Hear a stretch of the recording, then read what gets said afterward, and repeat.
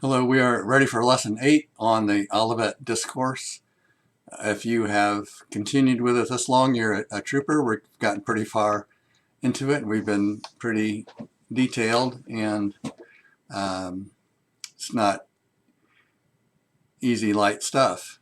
There's a lot of controversy, hard to interpret kind of stuff. Anyhow, we're up for lesson 8. We're going to talk about the Son of Man appearing in the sky and coming on the clouds and that. So let's read the Bible verses. From Matthew 24 first.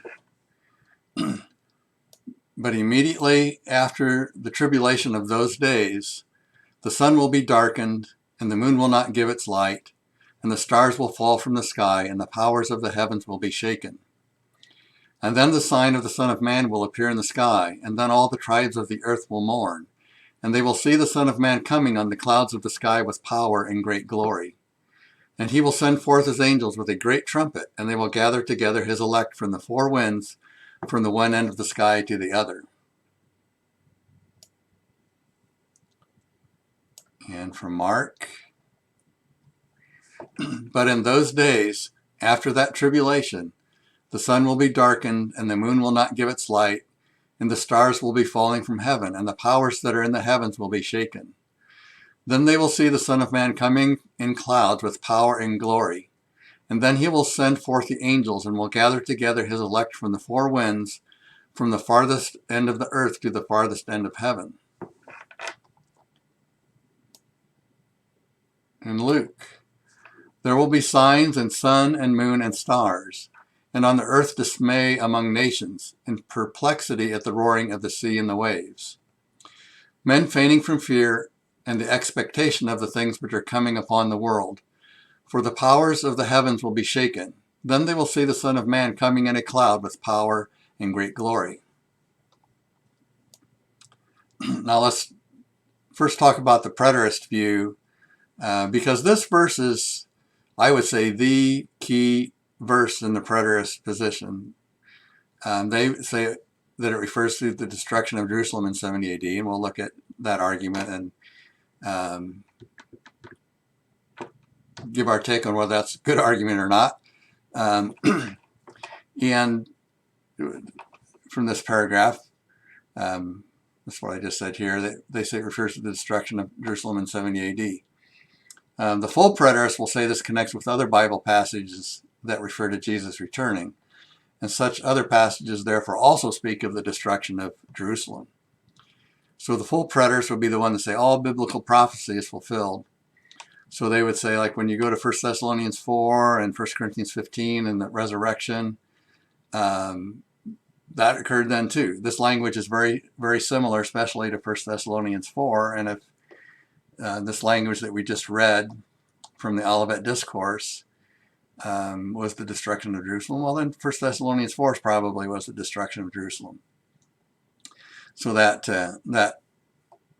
ties it in. So this verse is really kind of a doorway or an entry or a key where everything turns on the preterist view. If this verse is not speaking of the destruction of Jerusalem, but Jesus' actual physical bodily return, that greatly changes their whole interpretation scheme. So it revolves around this verse to a great extent. So yeah, the full preterist view, all Bible prophecy was fulfilled with the destruction of the temple in 70 AD. The partial preterist also believes this is talking about the destruction of Jerusalem, but they don't connect it with the other Bible passages. That's my understanding and take on the difference then. They still interpret this passage the same. They say this is the destruction of Jerusalem. But they still believe in a literal bodily return of Jesus still in the future, a little literal bodily resurrection of the believers, etc., etc., that a full preterist would not. Now, of course, making any of these statements, they're very general. Everybody has their own belief system, and there's differences between people and all. But so that's just a overall take on it. So that for those of you that aren't familiar with this view, that this is referring to the destruction of Jerusalem, you're like, whoa, this is wild. Where does this come from? Well, they make some good arguments. I don't agree with the arguments, but I'll present them here and give my comments. So the preterists make two arguments in favor of this interpretation of these passages.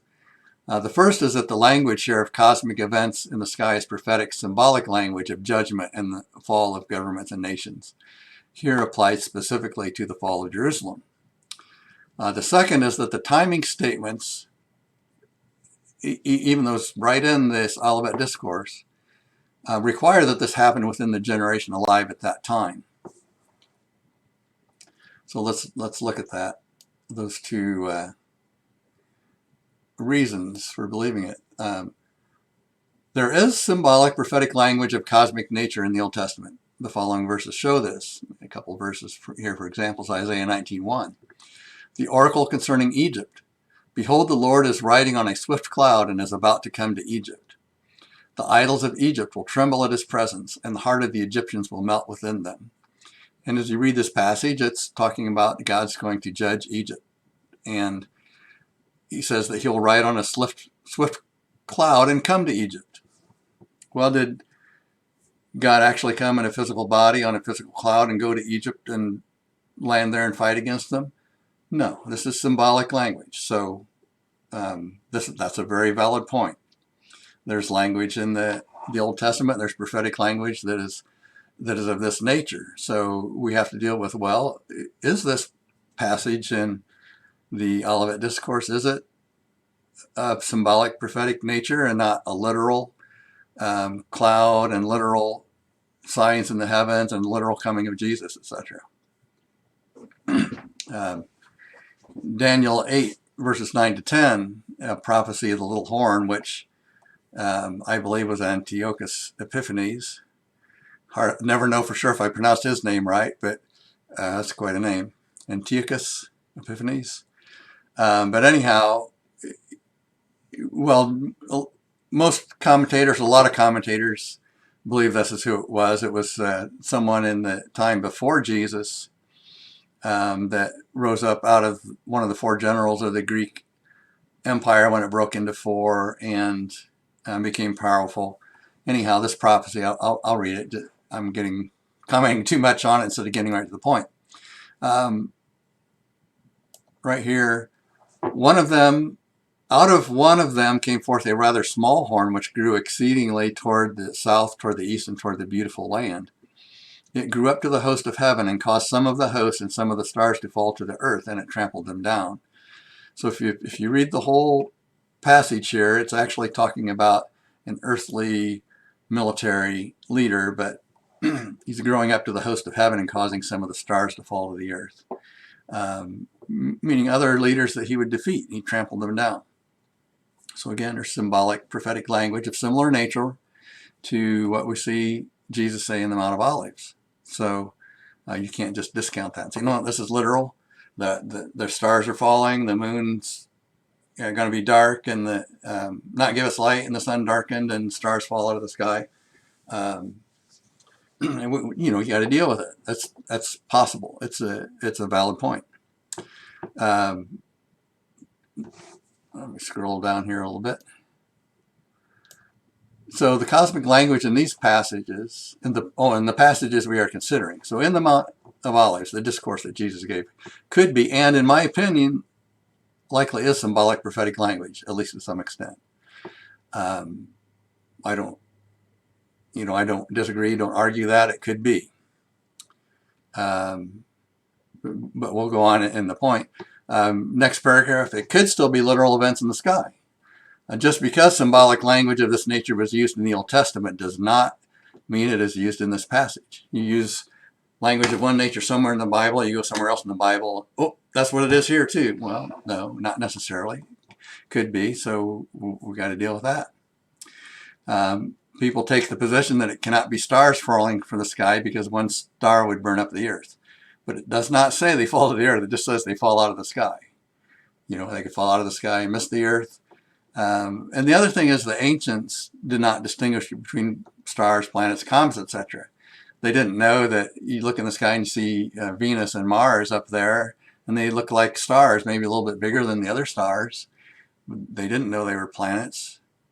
Well, planet falling would be pretty drastic too, but my point is, well, it could be a comet or a meteor, or they didn't make that kind of distinguish. They didn't have the telescopes, and they didn't have the language describing these heavenly bodies in different ways. When you read in the creation account in the book of Genesis, God made the sun and the moon, and he made the stars also. Well, it kind of included everything else but the sun and the moon. So it could be literal.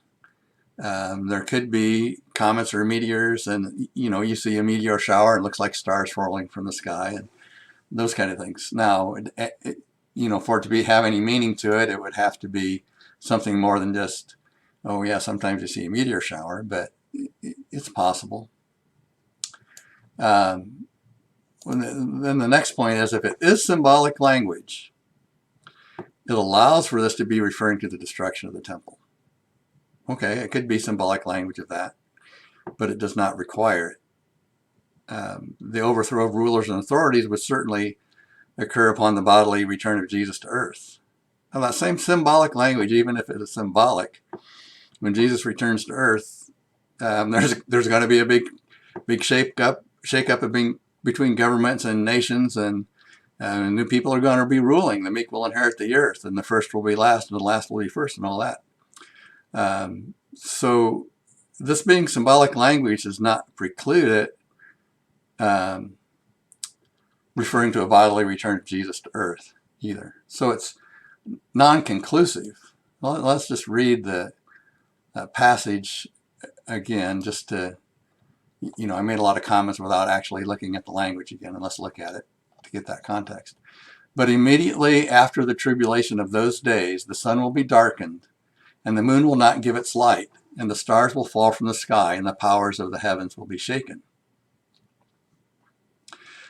Okay, then in Mark, but in those days after that tribulation, the sun will be darkened, and the moon will not give its light, and the stars will be falling from heaven, and the powers that are in the heavens will be shaken. And then in Luke, there will be signs in sun and moon and stars, and on the earth dismay among nations, and perplexity at the roaring of the seas and of the waves. Men fainting from fear and the expectation of the things which are coming upon the world, for the powers of the heavens will be shaken. So my conclusion on that is it's non-conclusive. It does allow for this to be symbolic language referring to the destruction of Jerusalem. It does not require it. It still allows for it to be referring to a bodily return of Jesus. So it opens the possibility of the preterist position, but it doesn't demand it. And as I mentioned here again, it could still be literal events in the sky. I don't think it's really proven that it couldn't be. So therefore, let's consider what Jesus said about the timing of this occurrence. The main argument that the preterists used to say the Son of Man coming on clouds had to be the destruction of the temple is that Jesus said this must happen in that generation. Mark 13:30, and this is also in Matthew, and I believe also in Luke. It says, "Truly I say to you, this generation will not pass away until all these things take place." Well, that's next in where we're going, so I'm not going to deal with it yet. I'm going to deal with some of the other timing things, and probably in the next lesson we will we'll consider this verse and what's he talking about here. So this next paragraph, kind of leaving you in suspense there, aren't I? But oh well, that's how I'm doing. I'm trying to stick to the order that the verses are in, pretty much. The passage itself, though, has a timing statement. Mark wrote that these things would happen after the tribulation of those days. Matthew wrote that these things would happen immediately after the tribulation of those days. So if the tribulation of those days refers solely to the days of the Roman siege of Jerusalem, a coming still to occur nearly 2,000 years, I should have the word later there, would hardly be immediate. Well, that makes sense. If that tribulation of those days is just the destruction of Jerusalem and the immediate time around it. And he says this is going to happen immediately after the tribulation of those days. Having it happen 2,000 years later doesn't fit. So that's the preterist position, and so far that makes sense, doesn't it? So it had to happen around 70 AD. Now, one problem with this timing statement that it would happen after the tribulation of those days is that the destruction of the temple did not happen after the tribulations of 70 AD, but during them. That seems like a fine point, but if you think about it, saying they happened after the tribulation of those days, when the tribulation of those days, the destruction of Jerusalem was the Roman armies coming and surrounding Jerusalem and sieging it and defeating them and destroying the temple. Isn't that part of the tribulation of those days? But this is saying that immediately after the tribulation of those days that this will happen. So, well, here I make the point that reading Josephus' account of this, also, the temple was not destroyed after Jerusalem was defeated and everyone routed and taken captive and all that. Jerusalem was divided into an upper city and lower city, and the Romans entered and they burned the temple. And I don't think they pulled the stones one off from another yet, so you could argue that side of it. But the point is they got in and they destroyed the temple, at least burned it. And the Jews fled to the upper city portion of Jerusalem and defended it and hid in tunnels and caves. So the idea that this happened after the tribulation of those days, there's still a war going on. There's still, the inhabitants of Jerusalem and the Romans they're still at it. The Romans have the upper hand here, but it went on for a while. So my point is that if you say the coming of the Son of Man is to judge the Jews by the means of the Romans, that's symbolic language, of judgment language, and this happens after the tribulation of that time, aren't you saying that after he comes, he will come? Well, okay, you may or may like that argument, but I think there's a point to it there. After the tribulation of those days doesn't mean during or toward the end of the tribulation of those days. It means after. So here, the main point, I believe, regarding the interpretation, I think the correct interpretation of the tribulation of those days is not limited to the time around 70 AD, but extends until Jesus bodily returns to earth. And from the prior lessons, this comes from the interpretation at the end of which Jesus referred is not the destruction of the temple. The question that the disciples asked and Jesus' response seems to indicate that the end is the end of the age of the Jews not having a king. The end is not yet. These are only the beginning.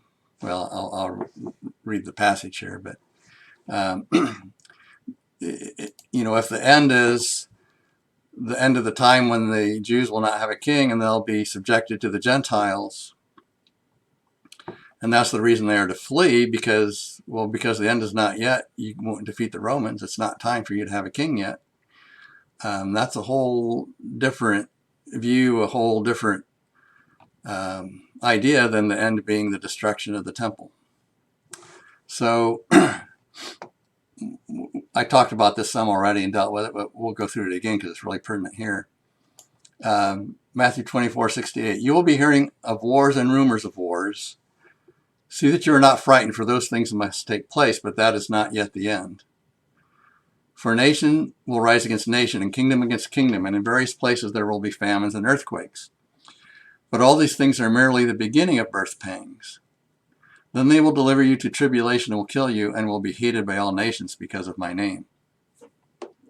So the passage leading up to this, I point out, is really Jesus giving the reason they are to flee, so much as giving a chronology of events up to the siege of Jerusalem. And saying that these are merely the beginning of birth pangs. When do these birth pangs end? Well, birth pangs end when the baby is born.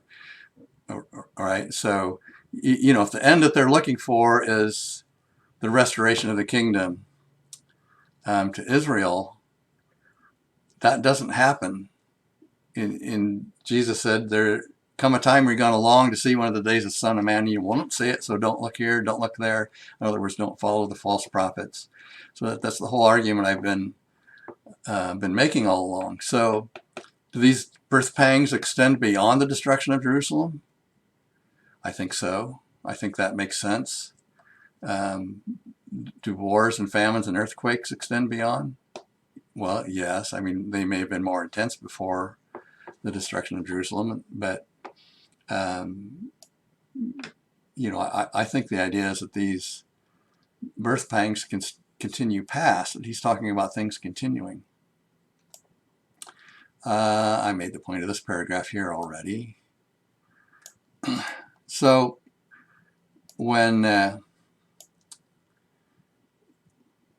Jesus, well, I'll just read it. Also, if the tribulation to which the believers were delivered is persecution for preaching the gospel of the kingdom, and the gospel is continuing to be preached to all nations, I made that point. I believe that's what that passage is saying. It would seem that the tribulation is continuing even now. Well, that goes back to this verse right here. Then they will deliver you to tribulation, will kill you, and you will be hated by all nations because of my name. So there's this tribulation, this persecution for preaching the gospel. And I made the point that the gospel would be preached to all nations as something that seems to me more extensive than in all creation and some of the other passages that talked about the gospel being extensively preached during the time the New Testament was written even. I think it's going to be more extensively preached. So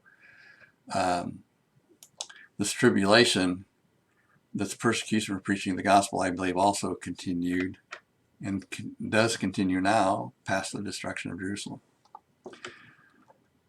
And I also believe the Jews are still in tribulation. You got to consider the millions killed in Nazi Germany. Is that still a tribulation for the Jews? Well, I think it could be considered that. And this quote that I had in a prior lesson about the Bar Kokhba revolt. The Bar Kokhba revolt resulted in the extensive depopulation of Judean communities, more so during the First Jewish-Roman War of 70 CE. Notice even that it says the First Jewish-Roman War. This revolt is actually the third. There was a Quito's revolt, if I remember the right pronunciation, right word. So anyhow, there was a revolt after that, and according to Cassius Dio, 580,000 Jews perished in the war, and many more died of hunger and disease. When they were sold into slavery, and it was described as a genocide, although there were areas where there were still some that were living where the genocide didn't reach. So that sounds to me like that's still tribulation for the Jewish people.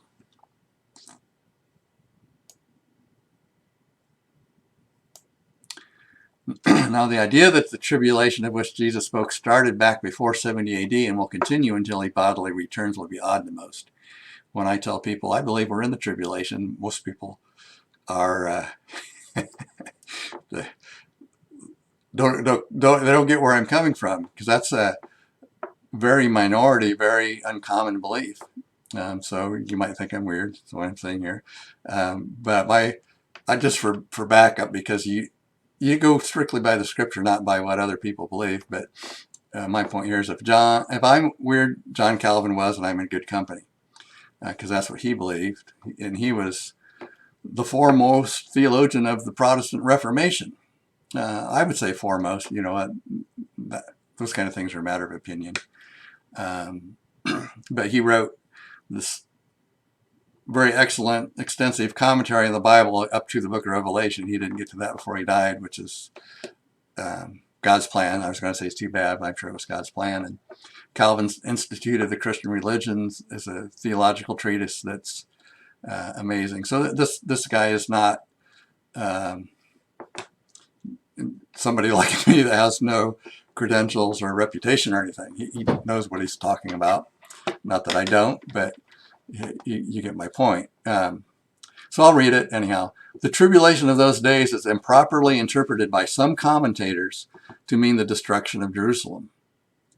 For, on the contrary, it is a general recapitulation, anakephalios, which would mean a summary, because ana means again, and kephalos is Greek for head, and to head up again is kind of like a way to say summarize. A general recapitulation of all the evils of which Christ had previously spoken. So he's saying it's not the destruction of Jerusalem, it's everything of which Jesus had previously spoken. It's summing it all up. And starting here again where it says to encourage. To encourage his followers to patience, he employs this argument that the tribulations will at length have a happy and joyful result.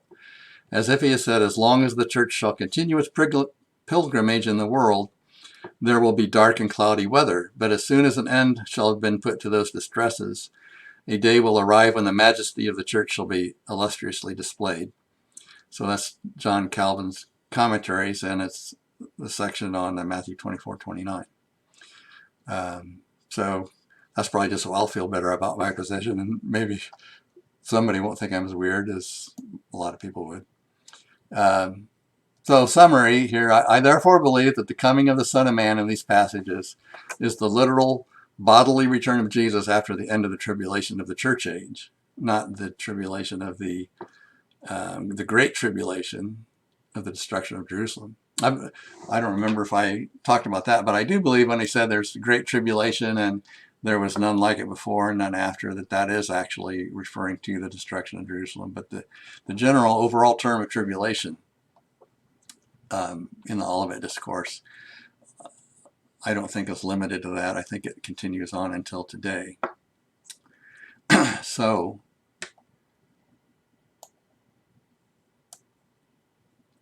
next point here, 4, Jesus said he would send his angels with a trumpet and gather his elect. And I will read those verses again. Matthew 24:31. And he will send his angels with a great trumpet, and they will gather together his elect from the four winds, from the one end of the sky to the other. You know, I really ought to read this part of it with it too. Let's do that. And then the sign of the Son of Man will appear in the sky, and then all the tribes of the earth will mourn, and they will see the Son of Man coming on the clouds of the sky with power and great glory. And he will send forth his angels with a great trumpet, and they will gather together his elect from the four winds, from the one end of the sky to the other. So this coming of the Son of Man on the clouds of the sky, I do believe that's a literal bodily return of Jesus, that he'll come in the sky.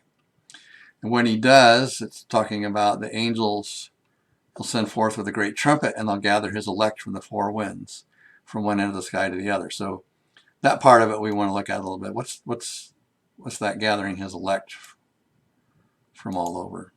I'll read it from Mark 2. Also, not T-O, T-O-O. Then they will see the Son of Man coming in clouds with power and glory. And then he will send forth the angels and will gather together his elect from the four winds, from the farthest end of the earth to the farthest end of heaven. And then in Luke, he doesn't say that last sentence. He just says, then they will see the Son of Man coming in a cloud with power and great glory. He doesn't talk about the angels and the gathering. So what is this angels and the gathering, all that? I'm going back to where we were. First thing is, I think it's pretty clear this is not a pre-tribulation rapture. That's the common belief, at least, you don't want to use the term futurist, but premillennial, dispensationalist, pre-trib rapture. There's a rapture there's a 7-year period of tribulation. The Antichrist reigns during that 7 years, or in the middle, starting in the middle of it, and then Jesus comes back at the end of that. This is definitely not a pre-tribulation rapture. The Olivet Discourse doesn't even talk about a 7-year tribulation period. I just got done making the point. I believe that's talking about the whole church age. But even so, the passage clearly states it's after the tribulation of those days. Whatever that tribulation is, it comes after. So I believe this is the same event written of in 1 Thessalonians 4:13-18, which we'll read in a little bit.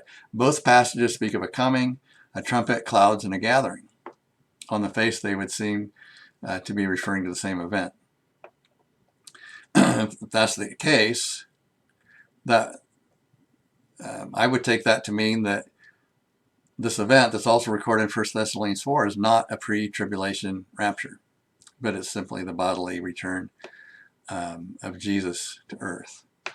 So we'll read that passage. It's 1 Thessalonians 4:13-18. But we do not want you to be uninformed, brethren, about those who are asleep, so that you will not grieve as the rest who have no hope. For if we believe that Jesus died and rose again, even so God will bring with him those who have fallen asleep in Jesus. For this we say to you by the word of the Lord, that we who are alive and remain until the coming of the Lord will not precede those who have fallen asleep, or those who have died. There's the coming of the Lord, which would correspond to him coming in the clouds.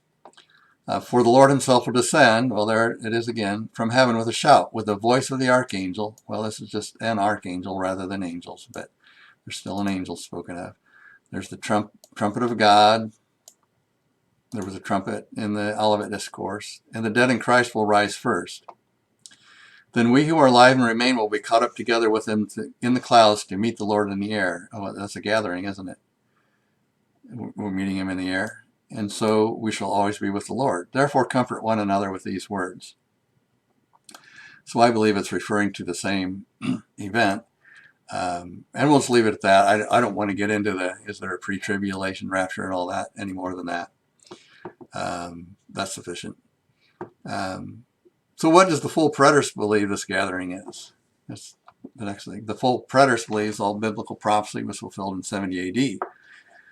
The destruction of Jerusalem was not a gathering of the elect, but a scattering, as the Jews were sold as slaves into all nations. I'm not saying that's what the preterists believe. I'm saying here's a fact. The destruction of Jerusalem, it didn't gather the elect, it scattered them. So what are the preterists that are saying this gathering is? The one who believes 1 Thessalonians 4:13-18 preceding is referring to the destruction of Jerusalem would say the resurrection occurred then. Yeah, if you tie this passage in the Olivet Discourse to 1 Thessalonians 4:13-18, which says the dead in Christ will rise first, it's talking about a resurrection. Well, if they're the same event, and the one in the Olivet Discourse is the destruction of Jerusalem, and the one in 1 Thessalonians 4 is the destruction of Jerusalem, then the dead in Christ will rise first is part of the destruction of Jerusalem. And I'm sure that's very odd to some of you that hadn't heard that idea before, but that is, I believe, the position. So the resurrection, the preterists would think it would not be what most Christians think of as a literal bodily resurrection. It'd be a different in nature kind of resurrection, and that would be a kind of phrase that they would use about it, is to be different in nature. But basically, my understanding of it is that the dead in Christ being transferred from Hades to heaven is this resurrection. So it's quite different in nature from what most people have historically believed, most Christians. Now, if I'm not representing this right and you're preterists, you're free to contact me and correct me, and my email address is right below my talking head here. So that's probably the best way to contact me, because I don't want to misrepresent. But this is my take on how it goes. Other than arguing what is the nature of the resurrection, is it what the vast majority of Christians have thought for however long historically. Or is it the nature of it something different? You know, an actual physical bodily resurrection of, you know, here's my physical hands. And well, other than that, another problem I have with this view is that it's a transfer from Hades. Is I don't see anywhere in the Bible that talks about such a transfer, and such, you know, that kind of thing of, well, the believers or the Old Testament saints were transferred from Hades to heaven as a common belief. But I don't see it in the scripture. And a couple verses here that are pertinent, a couple passages. Ephesians 4, 8-10. Therefore it says, when he ascended on high, he led captive a host of captives. Well, there's the captives thing. You know, he's saying the captives were moved from, they were captive in Hades and they were moved to heaven. And he gave gifts to men. Now this expression, he ascended, what does it mean? Except that he also had descended into the lower parts of the earth. He who descended is himself also he who ascended far above all the heavens, so that he might fill all things. And then Colossians 2:15, when he had disarmed the rulers and authorities, he made a public display of them, having triumphed over them through him. So what does this mean that he led captive a host of captives? Now, some translations will say he led captivity captive. Well, basically, that's the idea. This is not the idea that he took the captives one place and he moved them to another place. He led captive a host of captives as he defeated the opposing army. And as the custom was in those days, when you defeated an army, you would put them on display, you would parade them. Like if your city fought another city, you'd parade them in the streets and into your city. And you would get gifts, you would give the goods and the people as slaves as gifts. So it's not referring to moving captives from one place to another. It's referring to moving those that had us captive, or those that were the captors, I guess is the right word, moving them in a display, a parade in front. Totally different thing. So it's nothing about where those that were captive were moved from one place to another. This Colossians 2:15, excuse me, when he had disarmed the rulers and authorities, he made a public display of them, having triumphed over them through him, excuse me. So, you know, I believe this is really what this passage is talking about, that the principalities and powers were defeated and God put them on display and had led a victory parade, dragging them behind him. It's not saying anything about moving those who had true faith in God from Hades to heaven. Nothing there about that. So, and this last paragraph is just saying that. So that is the end of Lesson 8 on the Olivet Discourse. And thank you, and I hope you hang around for Lesson 9. We're getting pretty far into it. Thanks. Goodbye.